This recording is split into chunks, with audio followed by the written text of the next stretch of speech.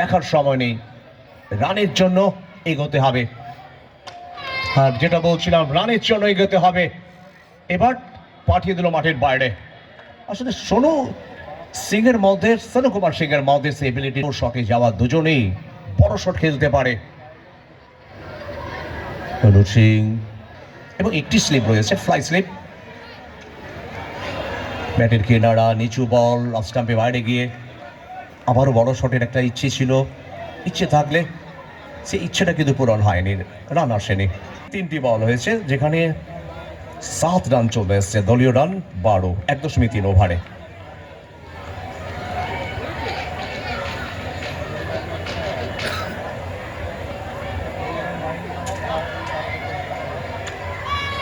Short of lane, দূর থেকে bat চালানো, জায়গায় পৌঁছতে পারেনি ফিল্ডার ছিলেন, তবে উইকেট আসবে। বড় ইনিংস খেলতে পারেনি সোনু কুমার। ফাইনাল ঐক্য সম্মেলনের সাথে পরের বল, বিতান আরেক পরিপক্ক খেলোয়াড়, তবে বিতানের উপরে ভরসা।